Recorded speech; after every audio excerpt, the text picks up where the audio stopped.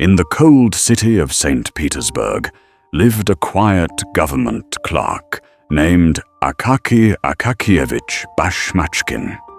He was not rich, he was not important, he was barely noticed at all. Akaky spent his days copying official documents, and strangely enough, he loved it. Letters, lines, signatures. To him they were a world of order and comfort. But to everyone else in the office, Akaky was little more than a joke. The younger clerks laughed at him.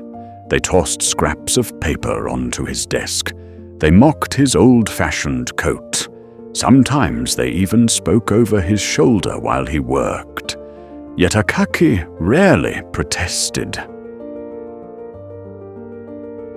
Please, leave me alone. Why do you hurt me?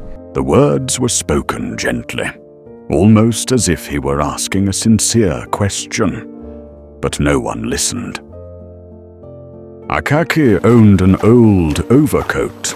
Once it had been respectable. But the harsh Petersburg winters had taken their toll. The fabric was thin. The lining was torn. Cold winds slipped easily through the cloth. At last, Akaky carried it to a tailor named Petrovich. This coat cannot be repaired. You will need a new one. A new coat. The words echoed in Akaky's mind. The cost was enormous for a man of his salary. Yet slowly, a daring idea began to form. Akaky began to save every possible coin. He skipped evening tea. He walked carefully to avoid wearing out his shoes. He even reduced the candles he burned at night. Months passed, but each day, the dream of the new coat grew stronger. For the first time in his life, Akaky felt a sense of purpose beyond copying documents. At last, the money was enough. Petrovich worked carefully. Piece by piece, the new overcoat took shape. Thick cloth, strong stitching, a warm collar to guard against the bitter wind. When Akaky finally tried it on, something extraordinary happened. He felt important. The next morning, when he entered the office, the clerks noticed immediately. They admired the coat. They congratulated him. For the first time in his life, Akaky was invited to a party. Late that evening, Akaky walked home through the dark streets. Snow drifted quietly across the road. Suddenly, two rough men stepped from the shadows. Before he could cry out, they tore the overcoat from his shoulders and vanished into the night. Akaky stood frozen in the cold. The coat, his precious coat, was gone.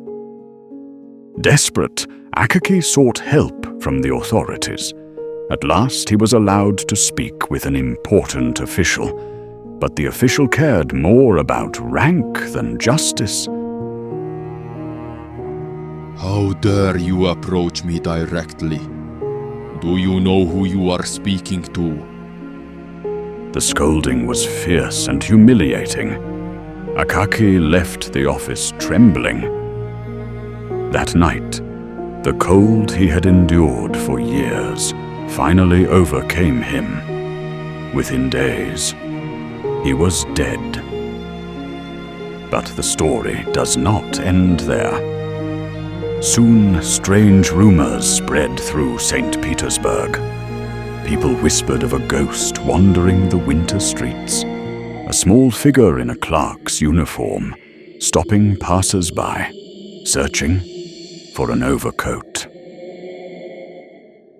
One night, the ghost confronted the very official who had humiliated Akaky.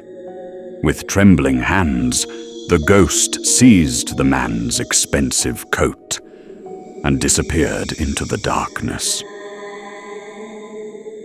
And after that night, the ghost was never seen again. Perhaps Akaky had finally found the warmth he had been denied in life. Or perhaps, in a city of cold indifference, a small act of justice had finally been done.